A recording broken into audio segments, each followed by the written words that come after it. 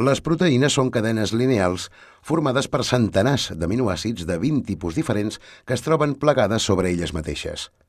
La seva forma generalment és compacta, com d'una troca on sembla que els àtoms estiguin col·locats a l'atzar. Però no és així. La posició de cada àtom en una proteïna està determinada pel nombre d'aminoàcids que conté i per l'ordre que guarda dins de la cadena. Conèixer l'estructura d'una proteïna determinada ens permet predir la seva funció. Així, en el cas de moltes malalties genètiques, podem comprendre per què una proteïna determinada no funciona correctament i com es podria contrarrestar el seu defecte. Aquest coneixement requereix precisar com estan col·locats cada un dels àtoms de la citada molècula. La determinació de l'estructura de les proteïnes presentava fa pocs anys una enorme dificultat. Ha experimentat una ràpida evolució i s'ha convertit en un camp d'estudi extraordinàriament actiu que està proporcionant informació valuosíssima. A l'actualitat, l'estudi de les proteïnes de manera individual s'està complementant amb informació sobre la regulació i les interaccions que exerceixen unes proteïnes sobre les altres. És l'època de la proteòmica.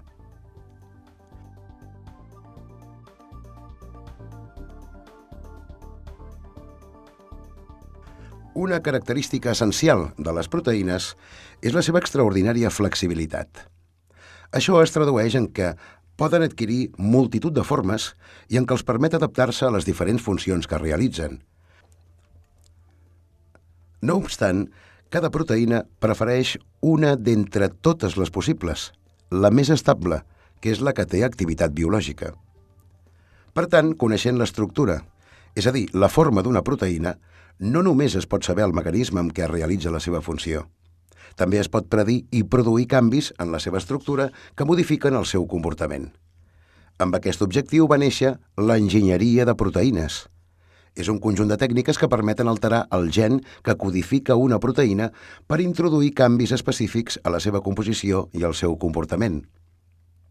Quan coneguem millor els fonaments estructurals del funcionament de les proteïnes, serem capaços de provocar canvis intencionats al seu mecanisme. L'enginyeria de proteïnes requereix l'ús de tècniques de biologia molecular. Podem citar les següents: clonatge, expressió de proteïnes recombinants, preparació de proteïnes mutants, mutagènesi dirigida, etc. També inclouen totes les tècniques fisicoquímiques que permeten caracteritzar les proteïnes des del punt de vista molecular, com són les espectroscòpies de difracció de raigs X, RMN, EPR, Mossbauer, UV visible, fluorescència, IP, Raman, CD, etc.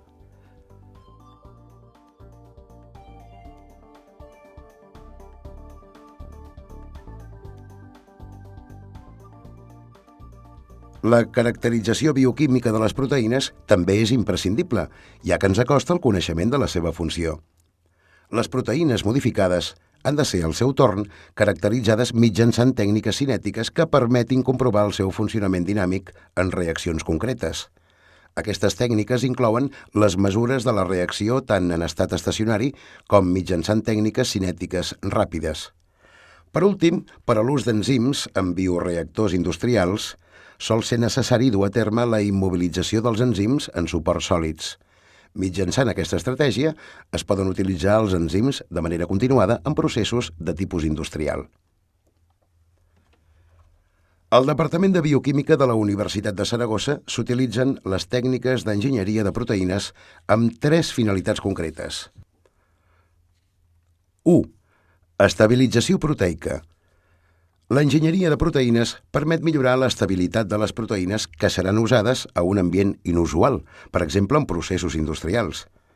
També l'estabilització de proteïnes in vivo pot ser interessant. Evitaria l'aparició d'algunes malalties conegudes com el mal de les vaques boges. Alguns tipus de càncer podrien estar relacionats també amb el mal plegament d'algunes proteïnes clau del nostre organisme per culpa de la seva reduïda estabilitat. La forma habitual d'estabilitzar les proteïnes consisteix en canviar la seva seqüència d'aminoàcids mitjançant tècniques d'enginyeria de proteïnes i comparar l'estabilitat de la nova proteïna amb la de l'original. És d'esperar que el millor coneixement de l'estabilitat i el plegament de les proteïnes determinarà que els científics puguem aprendre aviat a predir totes les interaccions que tenen lloc a les cèl·lules dels éssers vius i a dissenyar fàrmacs específics a la carta.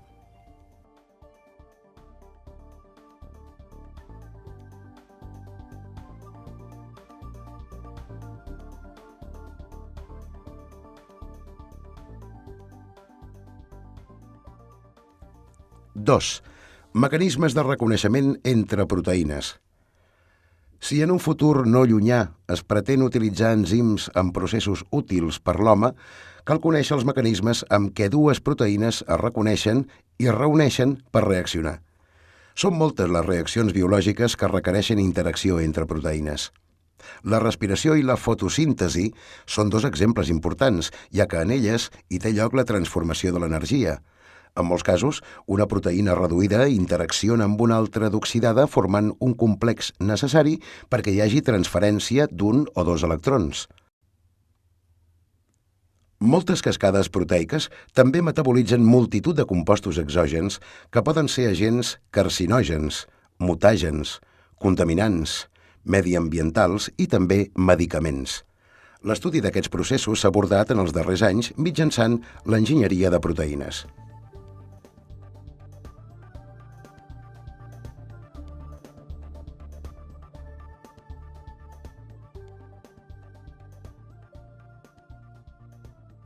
Tres. Caracterització de les proteïnes implicades en l'absorció de ferro, proteïnes FUR. L'enginyeria de proteïnes també es pot utilitzar per estudiar el mecanisme de regulació d'un procés biològic com és la captació de ferro del medi. Aquest procés està íntimament relacionat amb aspectes tan importants com la virulència dels microorganismes, els mecanismes de defensa a l'estrès oxidatiu o la productivitat primària dels oceans. La proteïna FUR, FUR, Ferric Uptake Regulation, és l'element clau de la regulació de la captació i assimilació de ferro.